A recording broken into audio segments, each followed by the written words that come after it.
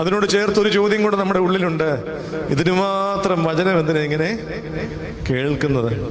അല്ലേ? രാവിലെ ഒന്ന് കേട്ടു, ഉച്ചയ്ക്ക് പ്രാർത്ഥനയോത്തിന് കേട്ടു, പിന്നെ വൈകിട്ട് ഒന്നുകൂടി കേൾക്കണം. എന്തിനെന്നൊരു ചോദ്യം പലപ്പോഴും നമ്മുടെ ഉള്ളിൽ ഉണ്ടാകാറുണ്ട് എന്നുള്ളത് ഒരു യാഥാർത്ഥ്യമാണ്. അതിന് നല്ലൊരു ഉത്തരം വിശുദ്ധനായ ലൂക്കോസിന്റെ സുവിശേഷത്തിൽ നൽകുന്നുണ്ട്. 13-ാം അധ്യായത്തിൽ അത്തിവൃക്ഷത്തെ നോക്കി ഫലം കായ്ക്കുവാൻ വന്ന ഒരു യജമാനനെ പറ്റി പറയുന്നുണ്ട്.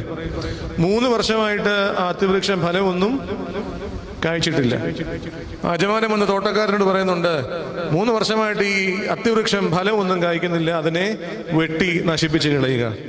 തോട്ടക്കാരൻ പറയുന്നൊരു വാക്കുണ്ട്, പ്രിയമുള്ളവരെ, യജമാനനെ 1 വർഷം കൂടെ നോക്കാം, ഒന്ന് കിളച്ചു നോക്കാം, വളമിട്ട് നോക്കാം, ഒരുപക്ഷെ ഫലം കായ്ച്ചില്ലെങ്കിൽ വെട്ടിക്കളയാം.